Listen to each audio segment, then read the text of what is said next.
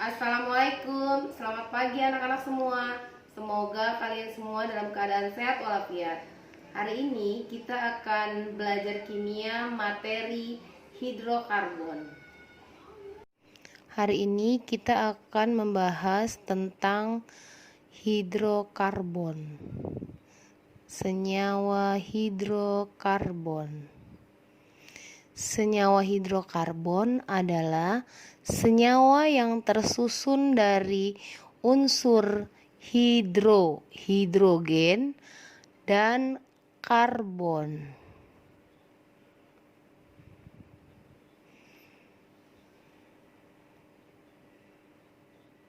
Jadi, penyusun senyawa hidrokarbon adalah CX dan HY.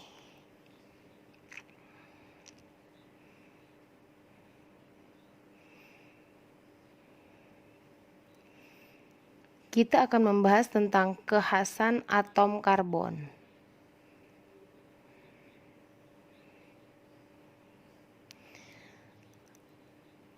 Atom karbon atau atom C itu memiliki nomor atom 6 yang bila dikonfigurasikan menjadi 2, 4. Sehingga atom C memiliki elektron valensi sama dengan 4. Mengikuti kaidah oktet, sehingga atom C harus bisa menangkap 4 elektron. Sehingga nanti atom C akan bereaksi dengan 4 atom hidrogen.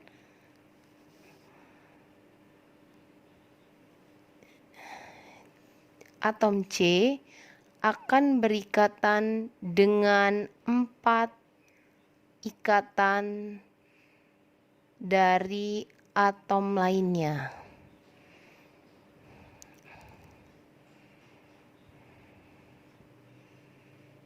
Ini akan membentuk ikatan kovalen. Karena elektron valensinya 4, dia akan membentuk ikatan kovalen.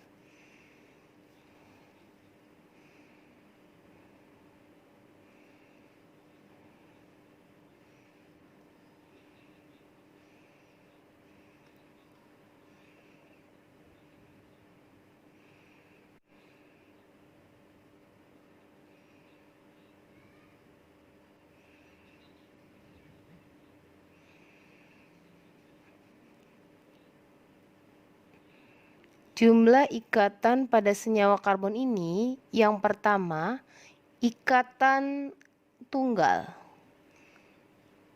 Contohnya seperti berikut ini. Maksud dari ikatan tunggal yaitu satu atom C ini akan mengikat satu atom C lainnya.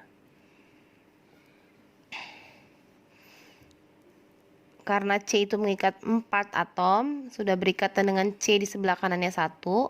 Jadi C yang di sebelah kiri akan berikatan dengan 3 atom hidrogen di kiri, di bawah, dan di atas.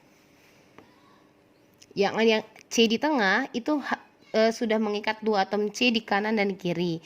Jadi sisanya kan 2, dia mengikat 4, sudah berikatan 2, jadi tinggal berikatan atom C yang di atas dan atom C yang di bawah. Atom C yang di sebelah kanan itu telah mengikat satu ikatan karbon dengan C yang di sebelah kiri, jadi kurang 3 dengan atom H. H di sebelah atas, H di bawah, dan H di sebelah kanan. Yang kedua, ikatan rangkap 2. Ikatan rangkap 2 ini bisa terjadi pada satu ikatan atau 2 ikatan. Contohnya seperti berikut ini.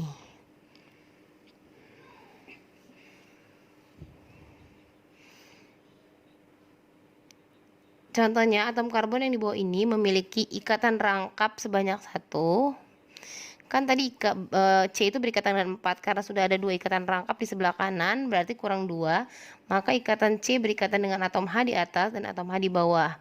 Yang atom C yang di tengah, dia sudah berikatan di sebelah kiri 2, di sebelah kanan 1.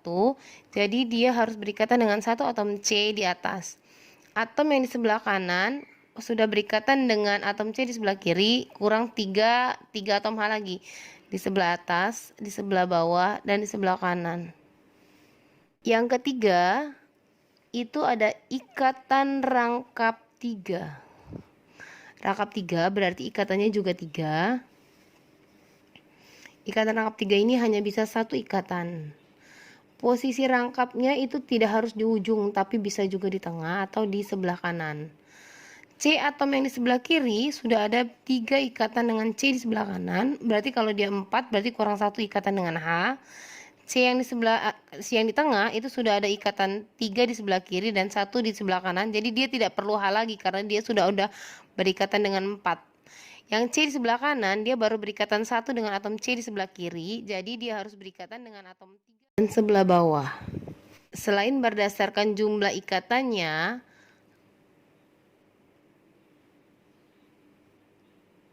atom C karbon memiliki bentuk rantai yang berbeda-beda.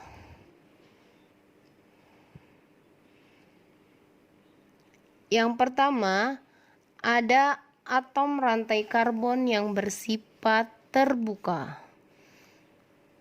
Kalau terbuka ini ada ujung yang terbuka di ujungnya.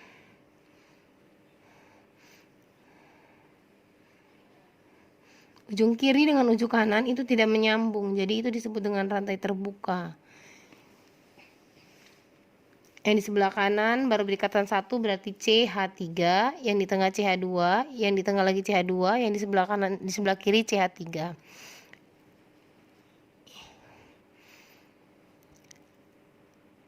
Yang kedua, ada bentuk rantai tertutup. Rantai tertutup ini tidak ada ujungnya, saling nyambung-menyambung. Tidak ada tutupnya C, C, C, C.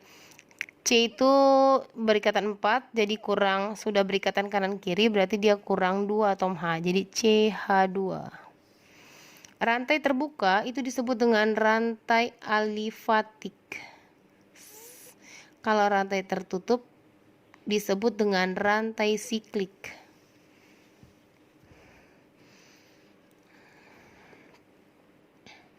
Yang ketiga, kekhasan atom karbon menyebabkan juga adanya perbedaan kedudukan atom karbon berdasarkan kedudukannya. Dibedakan lagi menjadi 4 macam. Yang pertama, ada yang namanya atom karbon C primer. Atom karbon C primer ini, atom karbonnya atau atom C-nya berikatan hanya dengan satu atom C lainnya.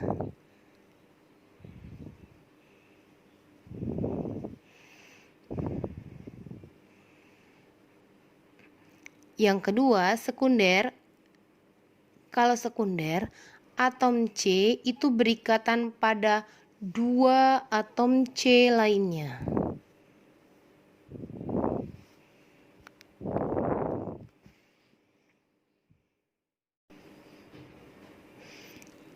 Kalau yang ketiga itu tersier, berarti atom C berikatan pada 3 atom C lainnya.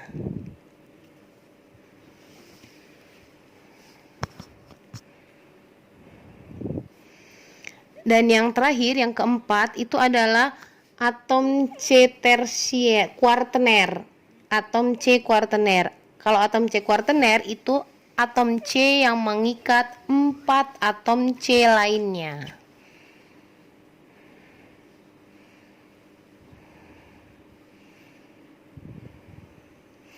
Sekarang perhatikan contoh berikut ini. CH3 yang itu CH, yang di bawah CH3, kalau di ujung itu pasti CH3, CH3, CH2, CH3.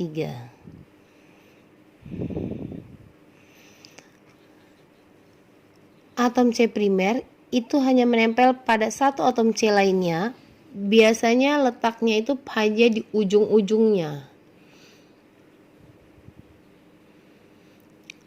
C primer itu biasanya bentuknya CH3. CH3. C itu kan hanya menempel pada C yang di sebelah kanan. Maka kalau itu disebut C primer. Nah, yang di ujung-ujung itu CH3. CH3 yang di atas itu juga disebut atom C primer. CH3 yang di bawah, dua-duanya itu ada di bawah, itu juga disebut dengan atom C primer. Yang di sebelah kanan juga di ujung disebut dengan atom C primer.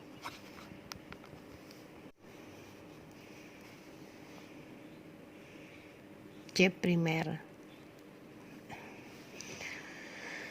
Yang kedua, atom C sekunder itu biasanya bentuknya itu CH2.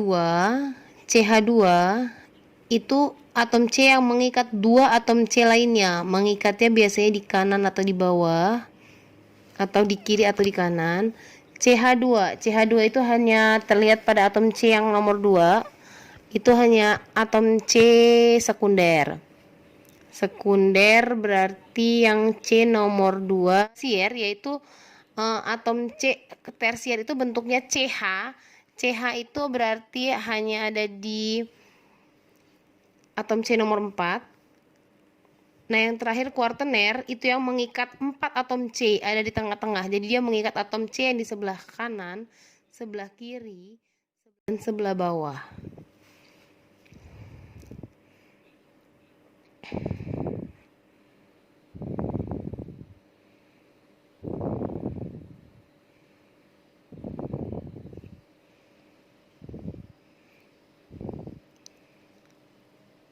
Berikutnya, kita akan membahas tentang senyawa hidrokarbon itu sendiri.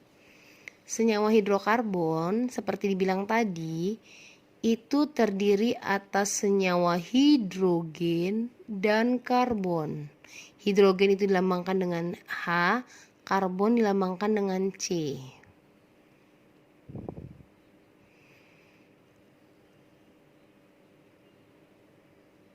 Senyawa karbon yang pertama itu dibagi menjadi ikatan jenuh.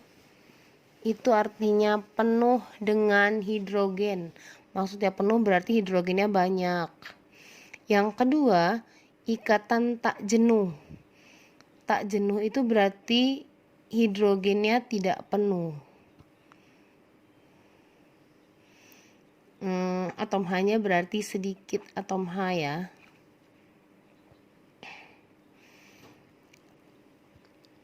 Ikatan jenuh itu hanya dimiliki oleh senyawa hidrokarbon alkana. Sedangkan tak jenuh itu dibagi menjadi 2, yaitu alkena dan alkuna.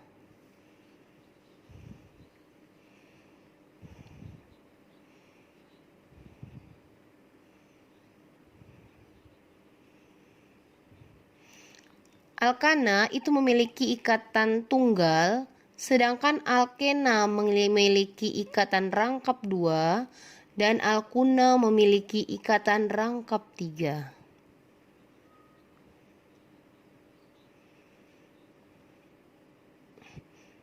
Jadi alkena itu ikatan tunggal, alkana itu ikatan rangkap 2, alkuna adalah memiliki satu ikatan rangkap 3.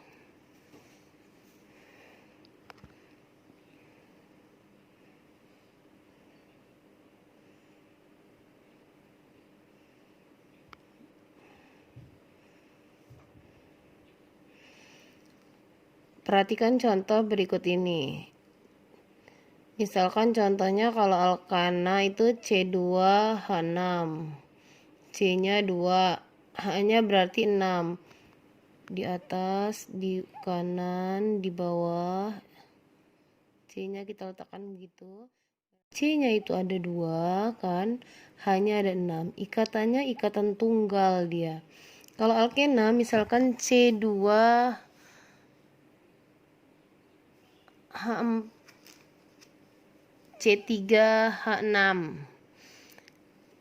C-nya 3, misalkan kita meletakkan ikatan rangkapnya di sebelah kanan, lalu kita lengkapin H-nya. Ingat tangan H itu 4. Jadi C, H, H, Yang di tengah C, H2 dangkapan 2, di atas 1. Yang di sebelah kiri C berarti kurang H3. C3, H6. Yang ketiga, kalau alkuna contohnya C3, 4, berarti C-nya 3, ada satu ikatan rangkap 3. Lalu kita lengkapi lagi dengan H-nya, sudah ada ikatan rangkap 3, kurang satu H-nya di atas.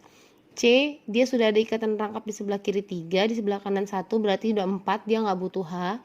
Yang C di sebelah kanan baru ikatan rangkap 1, berarti dia kurang H-nya 3, di atas, di kanan, dan di bawah.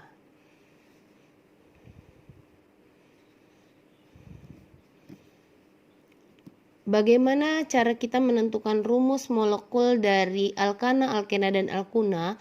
Itu dilihat dari rumus molekul umumnya. Kalau rumus umum dari alkena itu CN H2N plus 2. Kalau alkena itu CN H2N. Kalau alkuna itu adalah CN H2N min 2.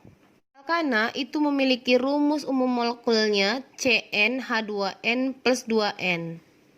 Jadi misalnya kita masukkan ke C5.